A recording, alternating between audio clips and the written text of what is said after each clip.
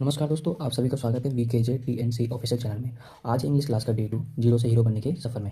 दोस्तों आज हम सीखेंगे इज एमआर के 4 सबसे बड़े इस्तेमाल या यूजेस। ठीक है, तो यूज नंबर 1 इज। सबसे पहले समझेंगे दोस्तों इज का मतलब क्या होता है। इज का मतलब होता है एम का मतलब हूँ, आर का मतलब हो। तो ऐसे वाक्य जिनके लास्ट में क्या आ जाए है, हूँ, हो। जैसे देखो, मैं खुश हूँ, तुम तैयार हो, राम तेज है, आप भूखे हो, मैं तैयार हूँ। इस तरीके से जिसमें आप लास्ट में लिखे दे रहे हो है, हूँ, हो, आया। ठीक है, तो हम सबसे पहले सीखेंगे इज कहाँ लगेगा, एम कहाँ लगेगा और आर कहाँ लगेगा।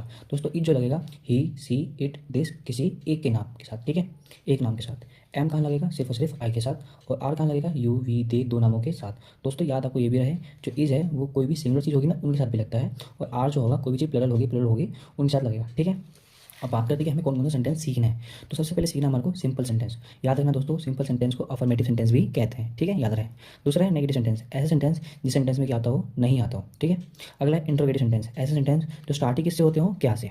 अगला है इंट्रोगेटिव नेगेटिव सेंटेंस, ऐसे सेंटेंस जो स्टार्ट तो क्या से होते हैं और सेंटेंस में नहीं भी आता है। ठीक है, और अगला है डब्ल्यू एस की फैमिली वाले सेंटेंस। डब्ल्यू एस की फैमिली किसे कहते हैं, देखो दोस्तों, जैसे वाई, वाई का मतलब क्या होता है, क्यों। वेयर मतलब कहाँ, वेयर मतलब कब, व्हाट का मतलब क्या, और हाउ मतलब कैसे।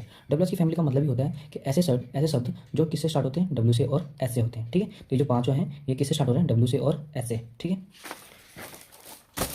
दोस्तों, अब हम सीख रहे हैं सेंटेंस बनाना। पहला, राम खुश है। दोस्तों देखो यहाँ पे जो राम है, तो एक राम तो एक ही नाम है ना, तो राम के साथ क्या लगेगा, इज। अभी पीछे बताया था कि एक नाम होगा तो क्या लगेगा, इज लगेगा, तो राम इज हैप्पी।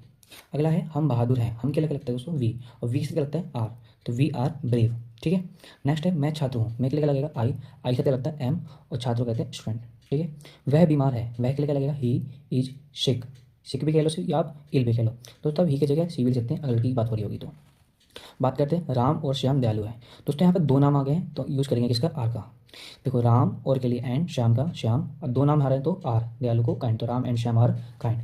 अगला है राम चालाक नहीं है। दोस्तों देखो अभी जितने भी सेंटेंस बना रहे थे ना हम लोग, ये थे अफर्मेटिव सेंटेंस जिसको हम सिंपल सेंटेंस भी कहते थे। अब यहाँ से देखो छठा सेंटेंस है, राम चालाक नहीं है, इसमें क्या आ गया, नहीं आ गया, तो ये सेंटेंस कौन से बोलेंगे, नेगेटिव सेंटेंस। जैसे राम इज नॉट क्लेवर। ठीक है, अगला देखो, क्या तुम तैयार हो। दोस्तों मैंने अभी बताया थोड़ी पहले कि ऐसे सेंटेंस जो स्टार्ट ही किससे हो रहे हो, क्या से, उसको क्या कहते हैं, इंट्रोगेटिव सेंटेंस। बिल्कुल सही सोच रहे सारे आप। तो तुम क्या लगता है, यू, है ना। अब यू क्या लगता है, आर, तो आर दोस्तों पहले लग जाएगा इस बार, क्योंकि सेंटेंस कहाँ शुरू हो रहा है, क्या। तो इंट्रोगेटिव सेंटेंस में जो भी हमारी हेल्पिंग वर्ब होती है वो सबसे पहले ही लग जाती है। ठीक है, आर यू तैयार को रेडी, और क्वेश्चन मार्क लाना बिल्कुल ना भूलें आप। ठीक है, अगला है क्या तुम तैयार नहीं हो। दोस्तों इसमें क्या भी आ रहा है और इसमें नहीं भी आ रहा है, तो कौन सा सेंटेंस हो गया, इंट्रोगेटिव नेगेटिव। तो सबसे पहले तुम क्या लगता है, यू, अब यू क्या लगता है, आर, और नॉट यहाँ बाद में लगेगा। ठीक है, तो आर यू नॉट तैयार को रेडी, फिर क्वेश्चन मार्क लाना बिल्कुल भी ना भूलें। दोस्तों इंट्रोगेटिव सेंटेंस में, इंट्रोगेटिव नेगेटिव सेंटेंस में और डब्ल्यू सी फैमिली सेंटेंस में आपको क्वेश्चन मार्क लाना बिल्कुल कंपलसरी है। अगला है तुम क्यों उदास हो। दोस्तों देखो इसमें क्या गया, क्यों। अब क्यों की जो है वो क्या डब्ल्यू एस की फैमिली का हिस्सा है। अभी थोड़ी देर पहले बताया कि इनमें से कोई भी आएगा ना बीच में, सेंटेंस के बीच में आते हैं वैसे करना, और इनमें से कोई भी बीच में आएगा तो सबसे पहले लगेंगे। ठीक है, जैसे यहाँ पे लग रहा है तुम, देखो यहाँ पे तुम क्यों उदास हो, तो यहाँ पे क्या है, क्यों क्या लग गया सबसे पहले। फिर लगेगी हेल्पिंग हो, जैसे तुम क्या लगता है, आर लगता है ना, तो वाई आर यू सैड, फिर यहाँ पे क्वेश्चन मार्क। आप कहाँ हो, अब बताओ कहाँ, कहाँ को क्या कहते हैं, यहाँ पे वेयर कहते हैं, तो क्या लगेगा, वेयर, फिर हेल्पिंग वर्ब, फिर यहाँ पे यू, वेयर आर यू। सुना, तो हमने यूज नंबर 1 सीख लिया। अब हम सीखेंगे use number 2।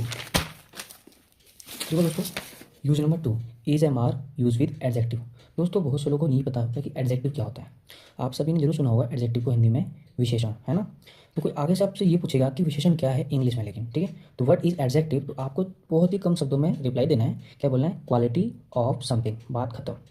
Quality of something is called adjective. ठीक है, अब इसकी पहचान क्या होती है, पहचान ये होती है कि वाक्य के अंत में ना होता है, होती है, होते हैं आता है। ठीक है, इसमें ना दोस्तों एडजेक्टिव का मतलब ये भी होता है कि किसी की हम खासियत बताते हैं। जैसे देखो आपने सुना होगा बर्फ, अब बताओ बर्फ की खासियत क्या होती है, कि बर्फ क्या होता है, ठंडा होता है ना। जैसे कि और बात करते हैं हम लोग आग, आग की खासियत क्या होती है कि क्या होता है, गर्म होता है। चीनी, चीनी की खासियत क्या होती है, क्या होती है, मीठी होती है। दूध, दूध की खासियत क्या होती है कि क्या होता है, सफ़ेद होता है ना। तो जिस भी चीज़ की आप विशेषता बताओगे, क्वालिटी बताओगे, वो आपका एडजेक्टिव कहलाएगा। अब सेंटेंस बनाता है, देखो जैसे कोयला काला होता है, तो कोयले की खासियत क्या है कि कोयला क्या होता है, काला होता है। तो सेंटेंस कैसे बनेगा, कोयला, कोयला कहते हैं कोल, कोल इज ब्लैक।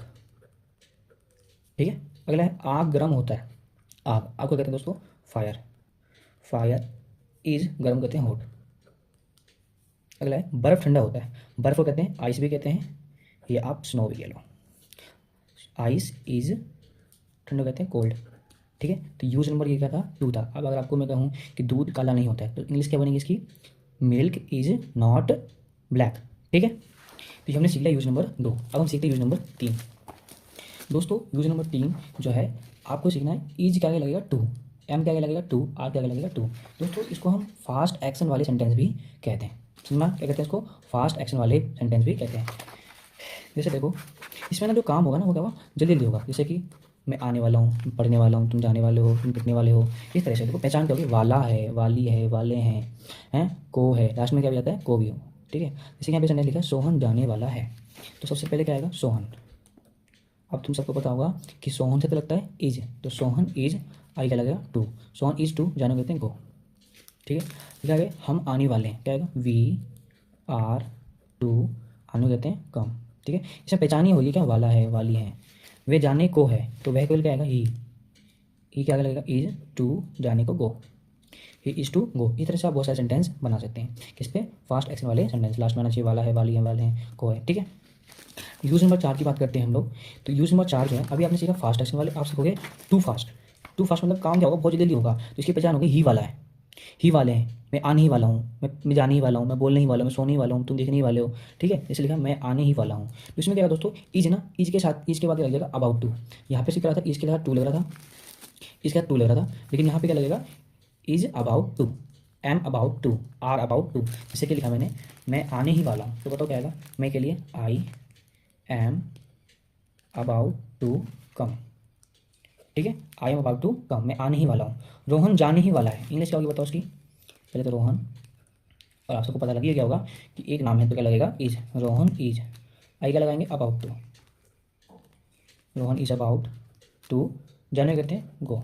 ठीक है, इस तरह से आप बहुत सारे क्या बना सकते हो, सेंटेंस बना सकते हो। ठीक है, तो हमने सीख लिया आज यूज इज एम आर के 4 सबसे बड़े इस्तेमाल। इज एम आर, फिर हमने सीखा है is am are with adjective, फिर सिखाया मैंने आपको फास्ट एक्शन वाले सेंटेंस, और फिर सिखाया मैंने आपको टू फास्ट वाले सेंटेंस। ठीक है, तो आप क्या करेंगे, आपका होमवर्क क्या रहेगा, आप हर एक में से कम 5-5 सेंटेंस खुद से बनाने का प्रयास करें। ठीक है, थैंक यू।